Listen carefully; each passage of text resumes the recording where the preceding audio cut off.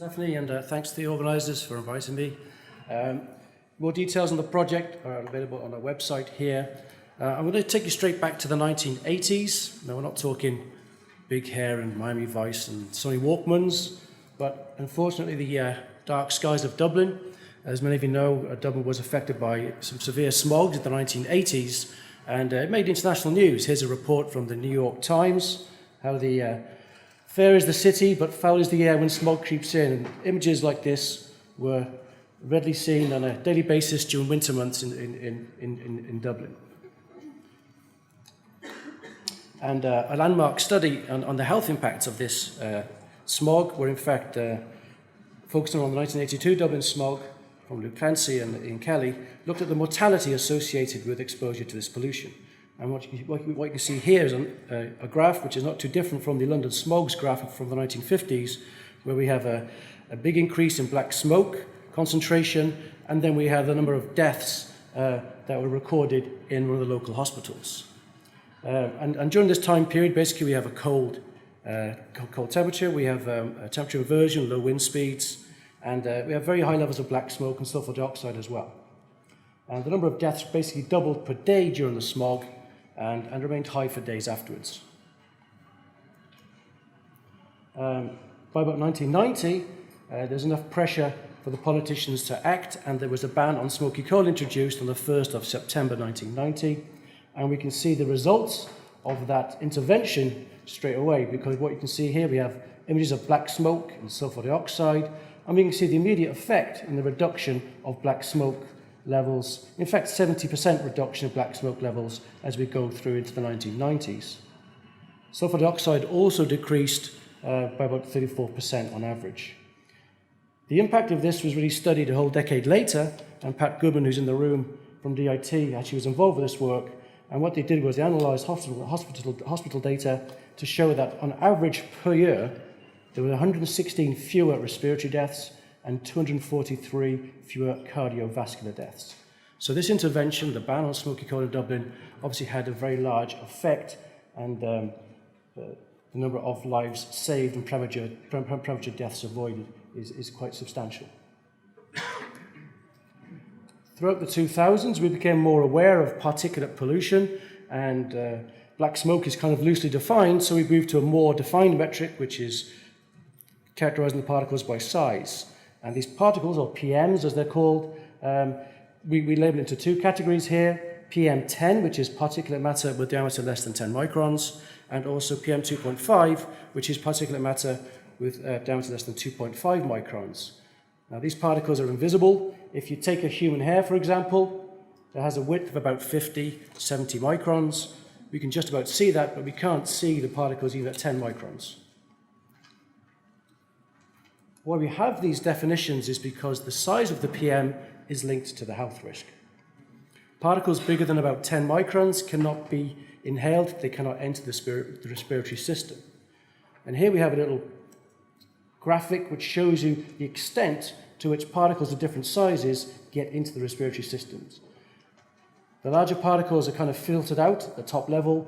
Particles less than about 2.5 microns can now go into the lungs. So there's the separation there between PM2.5 and PM10. And basically, because they enter further into the respiratory system, there's a greater health risk associated with exposure to the smaller particles. Over the last 15 to 20 years, there's now a huge body of evidence to show that there are significant health effects of exposure to PM. There's the short-term effects like exposure to smogs, and these are respiratory and cardiovascular morbidity. Also, we have aggravation of asthma and other respiratory systems. On the longer-term basis, we have mortality from cardiovascular and respiratory diseases as well as lung cancer. And what we're finding now, especially over the last few years, research is showing that some very small particles, ultrafine particles less than 0.1 of a micron or 100 nanometers, are entering the bloodstream, and that these are going around the body and targeting different areas. And here's just two articles highlighted in the last few months. This image here is a little article from The Guardian, and it shows how toxic air pollution particles are found in human brains. And there are now links between exposure to particulate matter and Alzheimer's disease. also air pollution particles found in mothers' placentas. We've also found air pollution particles in other target organs like the kidney. Okay, so the full effects of exposure to PM are now being uncovered. If we look at the latest reports on air quality from the European Environment Agency and the World Health Organization, they identify air pollution as the single largest environmental hazard in Europe.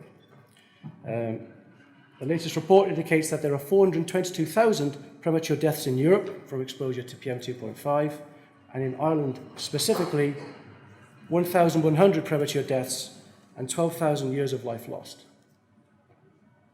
And an earlier report, specifically looking at solid fuel burning, indicated there were 61,000 premature deaths per year in Europe.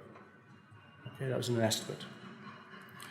So the burning question for us is, what is the contribution of residential solid fuel burning to PM levels in Ireland? And maybe also, can we work out the contribution of different fuel types to that pollution? We have an interesting mix of coal, smokeless coal, peat, and wood is becoming more popular as well in terms of a solid fuel. So this is the SAPPHIRE project, which was set up and funded by the EPA, and we decided to go out to various locations around the country, and with the emphasis at looking at locations where the smoky coal ban is not in place. So this is towns with a population less than 15,000 people, no natural gas supply, and also a high usage of solid fuels. And so if you look at the map of the coal ban areas in Ireland, that's the red and the blue areas, there's a lot of places to pick from. We chose Killarney, we chose Birr, and we chose Enniscorthy. So we were at these locations for about at least a month, maybe 2 months during winter periods to monitor the pollution. Here's a picture of our Killarney, our location in Enniscorthy. We're actually in the centre of the town in Wexford County Library grounds. This is the view looking from Vinegar Hill onto Enniscorthy. You can see some pollution there from home fires already. And what we do is we put a load of instrumentation into a van and a container, and we park up and sample the air. In the van is a lot of instrumentation, okay? So this is a lot of expensive instrumentation. We are measuring particle mass, we're measuring particle number and size, we're measuring the carbonaceous part of the aerosol, and we're also looking at the single particle chemical composition. And all these instruments work with a high time resolution. So we're monitoring continuously at high time resolution. Here's data from Enniscorthy looking at the PM2.5 mass concentration. We see an average value of 29 microgram per meter cubed. Okay. We see peaks as high as 237 micrograms per meter cubed. That's Beijing on a fairly bad day. These are spikes, okay? But the average is 29. During this monitoring period alone, we exceeded the World Health Organization daily average for PM2.5 30% of the time. And that is set at 25 microgram per meter cubed, which is down here. Okay. When we look at where the peaks in pollution occur, we see them occurring pretty much every night. And this is an average 24-hour profile, and we can see the peak in concentration really rising 5, 6, 7, 8, 9 o'clock in the evening, obviously likely associated with solid fuel burning. To make sure it's solid fuel burning, we need to identify what's in the particles, and we do that using the aerosol time-of-flight mass spectrometer. So this is a fancy instrument, basically, that will sample air and give us the chemical composition of a single particle. Any particle between the range of 100 nanometers and 2.5 microns. So we can measure this in real time. And what this allows us to do is, by looking at the composition, we can link it to the sources. And we obtain a fingerprint, a chemical fingerprint of each of the individual sources. So for this work, we performed a series of realistic fuel burn experiments. So we hired a cottage in a kind of a remote location in Tipperary, and we bought loads of coal and peat and wood and sat down all day long, lighting fires and drinking whiskey. No, we weren't drinking whiskey, but we stayed warm anyway for this week. And we then, you can see here what we did was we collected particles coming out from the chimney. And there's a complicated arrangement of copper tubing going into our van here to the instruments, okay? So we're sampling directly above the chimney. So these are real-world emissions. And what this allowed us to do was to generate fingerprints for the different solid fuels. So the fingerprint here for peat, okay, contains elemental and organic carbon. These are kind of fragments of molecules, if you like. When we look at wood, we see a different fingerprint. And one of the key things here is potassium, which is present in all living material. And when we look at coal, we see a very strong carbon element and lots of sulfate because of the sulfur content in coal. So we've got quite distinct patterns for these different sorts of particle sources. When we look at the mass that we measure, we can attribute each part of that mass to each of these different particle sources. And that's what is done here. Now, the graph is a bit complicated, but we divide the particles into peat, wood, and coal. There are some particles which are hard to assign, but we know they're not wood because they don't contain potassium. We have some other material like amines or ammonium, which comes from the mixing of agricultural emissions with these particles. We have some traffic, and we also have some sea salt. And so we can identify each of these particles, we work out how much they contribute, and then add them up all together. And if you remember the mass of PM2.5, we're following that pretty well here. This is throughout the whole of the monitoring campaign. One of the things to point out is on the right-hand axis here, we have the wind speed. And every time we have a spike in pollution, the wind speed drops. Okay, you can see that.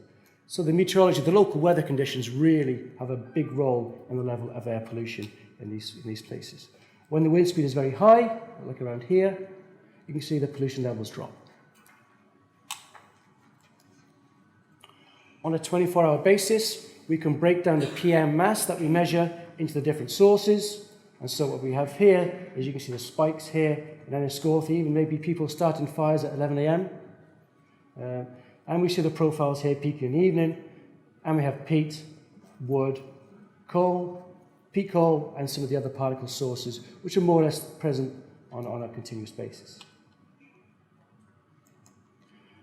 When we break it down into how much of each source contributes to the overall mass, this is what we get.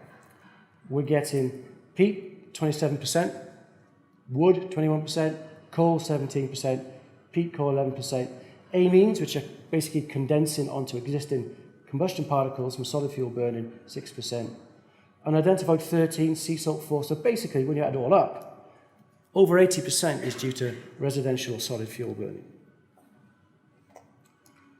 Showing you the same results for Killarney, we get the same picture. Peat, again, is the dominant species, wood, coal, a little bit more unidentified species, but we're talking about 70% due to residential solid fuel burn. And something similar for Burr, peat, wood, coal, a larger portion unidentified. But again, it's over 60%. So just to summarize, residential solid fuel burning contributes at least 60% up to 80% of PM2.5 in these three locations. There are tens of towns in Ireland of this population size that don't have natural gas, that have solid fuel burning as the dominant home heating source. So this is likely occurring across the country. You may also be aware that the Minister for the Environment at the time introduced a nationwide ban on smoky coal, which is gradually coming into force over the next year.